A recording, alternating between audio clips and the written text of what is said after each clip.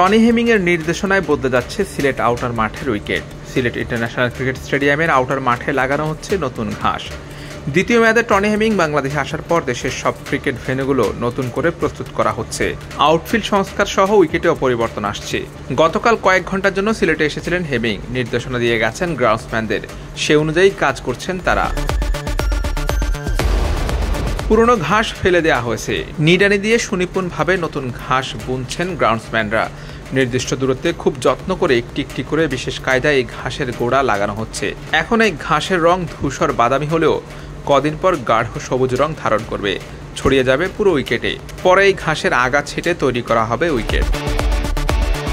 Hemming এর আগে বাংলাদেশে আসতে সিলেট স্টেডিয়ামে কিউরেটরের দায়িত্ব পালন করেছিলেন। বিপিএল উইকেট তৈরি করে সেবার ব্যাপক প্রশংসা কুড়িয়েছিলেন। আউটফিল্ডারও যথেষ্ট উন্নতি করেছেন। এশিয়া কাপের প্রস্তুতি হিসেবে নেদারল্যান্ড সিরিজ অনুষ্ঠিত হবে এই মাঠে। জাতীয় দলের প্রস্তুতি ক্যাম্প ইতোমধ্যে শুরু হয়ে গেছে। তাই তো অনেক ব্যস্ত সময়ের মাঝেও সিলেটে এসে ভেন্যু পরিদর্শন করে গেলেন হেমিং, দিয়ে গেলেন নির্দেশনা। সিলেট আন্তর্জাতিক ক্রিকেট স্টেডিয়ামের আউটার মাঠের সেন্টার উইকেটের পুরনো ঘাস ফেলে দিয়ে নতুন ঘাস লাগানো হচ্ছে।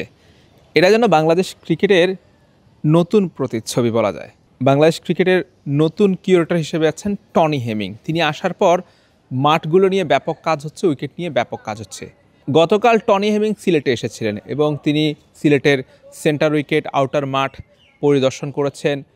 বেশ কিছুক্ষণ লম্বা সময় ধরে পেস বোলিং কোচ শন টেটের সঙ্গে কথা বলেছিলেন এবং উইকেট কিভাবে তৈরি করতে হবে কিংবা এই মাঠটা কীভাবে রক্ষণাবেক্ষণ করতে হবে সেসব নিয়ে কথা বলেছেন, নির্দেশনা দিয়েছেন এবং রাতে আবার তিনি মিরপুরে ফিরে গেছেন। টনি হেমিং বাংলাদেশে আসার পর থেকে তিনি কিন্তু একটা দিনও বিশ্রাম নিচ্ছেন না। তিনি কিন্তু টানা কাজ করে যাচ্ছেন। প্রথমে মিরপুর থেকে শুরু করেছেন কাজ। মিরপুরের পুরো স্টেডিয়ামের, শুধুমাত্র স্টেডিয়ামের মাঠ না, পুরো স্টেডিয়াম এলাকাটাই তিনি আসলে একদম ক্রিকেট মাঠের উপযোগী, অর্থাৎ একদম পারফেক্টভাবে গড়ে তুলছেন। এরপর এসেছেন সিলেটে, যেহেতু কিছুদিন পরে এখানে নেদারল্যান্ড সিরিজ হবে, এখানে বাংলাদেশ দল এশিয়া কাপ উপলক্ষে ক্যাম্প করবে। এই জন্য এখানে এসেছেন। এখানকার গ্রাউন্ডসম্যানদের, এখানকার কিউরেটর যারা আছেন তাদের সঙ্গে কথা বলেছেন, তাদেরকে দিক নির্দেশনা দিয়ে গেছেন।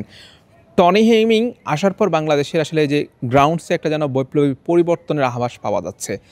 তিনি একটা প্রস্তাব দিয়েছিলেন গত কয়েকদিন আগে যে আসলে বাংলাদেশের প্রত্যেকটা জেলায় একটা করে হাইব্রিড উইকেট তৈরি করা, যে উইকেটটা হবে শীতকালে কিংবা গরমের দিনে কিংবা বর্ষাকালে প্রত্যেকটা ঋতুতে সেই উইকেটের আচরণটা চেঞ্জ হবে অটোমেটিক্যালি এবং যেটা আসলে খেলার উপযোগী থাকবে। বাংলাদেশের ক্রিকেটের সবচেয়ে বড় প্রতিবন্ধকতার মধ্যে একটু হচ্ছে উইকেট নেই। ভালো উইকেটে খেলার সুযোগ পান না। সেটা তো আন্তর্জাতিক ক্রিকেটাররাও খেলার সুযোগ পান না, আর জেলা কিংবা বিভাগীয় পর্যায়ের কথা নাই বললাম। তো টনি হেমিং কিন্তু সেই পরিকল্পনা বিসিবিকে দিয়েছে এবং বিসিবি যদি সেই পরিকল্পনা মাফিক কাজ করে তাহলে কিন্তু উইকেটের যেই সংকট সেটা কিছুটা হলেও কমবে এবং তৃণমূল থেকে যে ভালো ক্রিকেটার উঠে আসা সেই পথটা কিন্তু সুগম হবে। বলা যায় যে টনি হেমিংয়ের হাত ধরে বাংলাদেশ হয়তো এই যে উইকেটের যুগে নতুন একটা যুগে প্রবেশ করছে। তবে টনি হেমিংয়ের সঙ্গে আপাতত 2 বছরের চুক্তি বাংলাদেশে। তিনি এর আগেও বাংলাদেশে এসেছিলেন, কিন্তু তিনি টিকতে পারেননি, যে কোনো কারণে চলে গেছেন, আবার ফিরে এসেছেন। সেই টনি হেমিং এবার কিন্তু আমাদেরকে পথ দেখাচ্ছে। এর আগে কোনো কিউরেটর নিয়ে কিন্তু এভাবে পজিটিভলি এত আলোচনা হয়নি। গামিনী ডি সিলভা এর আগে বাংলাদেশের প্রধান কিউরেটর ছিলেন। তাকে নিয়ে ইতিবাচক আলোচনার চেয়ে নেতিবাচক আলোচনায় সবচেয়ে বেশি হয়েছে।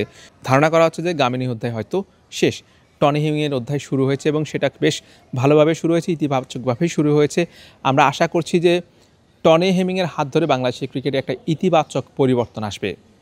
Hussain Arman, BD cric time, Sylhet international cricket stadium, Sylhet.